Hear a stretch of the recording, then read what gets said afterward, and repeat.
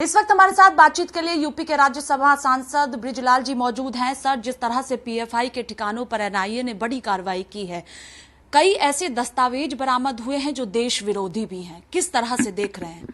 ऐसा है, मैं सबसे पहले माननीय अमित शाह जी को, नरेंद्र मोदी जी को साधुवाद देना चाहता हूं कि पहली बार देश में पीएफआई के ठिकानों पर एक समन्वित कार्रवाई हुई है, जिसमें ईडी भी है और एनआईए है, दोनों स्पेशलिस्ट एजेंसी हैं। क्योंकि पीएफआई वो संगठन है जो सिमी और इंडियन मुजाहिदीन, जो दोनों बैन हुए, और इंडियन मुजाहिदीन ने इस देश में करीब 1000 लोगों को बम ब्लास्ट में, जब यूपीए की सरकार थी, मारा, उस पर कार्रवाई हुई तो पीएफआई बना।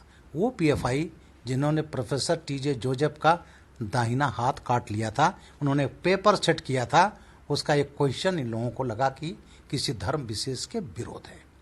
तो ये पीएफआई जो है, जो नेशनल फ्रंट डेमोक्रेटिक फ्रंट था केरला का, मनिथा और नीति परसाई तमिलनाडु का था, कर्नाटक का डिग्निटी फोरम था, ये तीन को विलय करके बनाया गया था। तो ये सिमी का इंडियन मुजाहिदीन का ये रूप है। तो ये पहली बार जो ये देश में हुआ है, उसमें इनका कहाँ से फंड आ रहा है, पैसे कहाँ से आ रहे हैं, किस तरह से देश विरोधी, जहाँ जहाँ घटनाएं देश विरोधी हुई।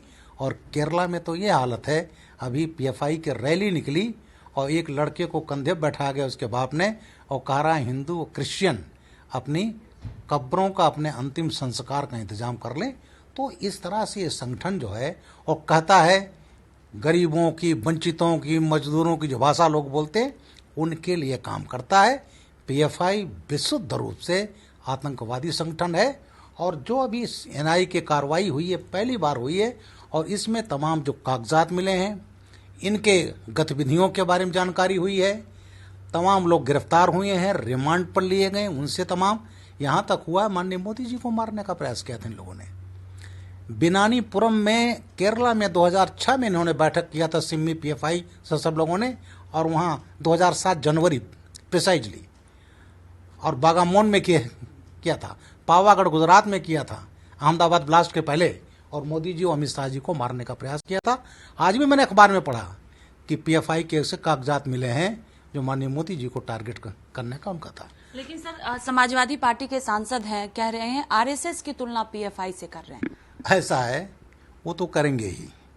अगर बर्क साहब करते हैं जिनको वंदे मातरम से नफरत है, तो ऐसे आदमी से क्या कर सकते हैं। और वो पार्टी जिनके नेता अखिलेश यादव ने आतंकवादियों के 14 मुकदमे एक ही दिन वापस लिए थे, रामपुर अटैक, कचहरी ब्लास्ट, गोरखपुर हुआ था, लखनऊ हुआ था, फैजाबाद, बनारस हुआ था, शीतला घाट ब्लास्ट, सीआरपी अटैक रामपुर, ये जो अटैक हुए थे लश्कर तोयबा को इंडियन मुजाहिदीन के थे।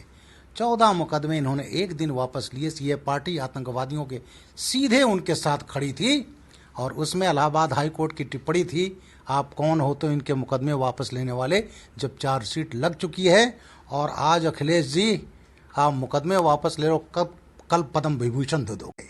और फिर ट्रायल हुआ, रामपुर के केस में फांसी सजा हो गई, बाकी में आजम कारावास सजा हो गई।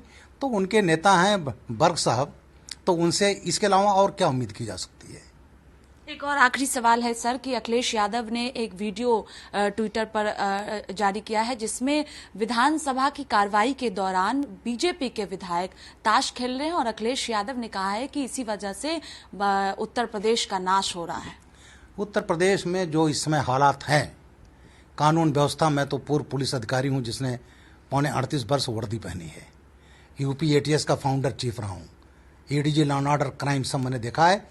जो स्थिति योगी आदित्यनाथ के सरकार में है आजादी के बाद, ऐसी स्थिति कभी उत्तर प्रदेश में रही है। लगता है कि ऐसे विधानसभा की कार्रवाई, नहीं बता रहा हूं, वो तो गलत है। अगर ये सही है तो ये कोई आदमी इसको सपोर्ट नहीं कर सकता, और पार्टी इसको जरूर देखेगी। लेकिन अखिलेश जी ने जो यूपी में कहा, यूपी की हालत जितनी अच्छी उतना कभी नहीं रही। 5000 करोड़ की संपत्तियां कुर्क की जा रही हैं, बुलडोजर चला रही हैं, बड़े बड़े जो माफिया थे उनकी कमर तोड़ दी गई, और आज माफिया तो भाग गए हैं, जेलों में हैं या स्टेट छोड़ चुके हैं। तो अखिलेश जी, जो उनकी पार्टी ही गुंडों की पार्टी थी, आतंकवादियों को सीधा सपोर्ट करते थे, उनके मुकदमे वापस लेते थे, तो अखिलेश जी कितना हम अच्छा करें वो उसके विरोध में टिप्पणी करेंगे ही। बहुत शुक्रिया बातचीत के लिए। कैमरा पर्सन राहुल के साथ स्वाति पाठक, भारत समाचार, दिल्ली।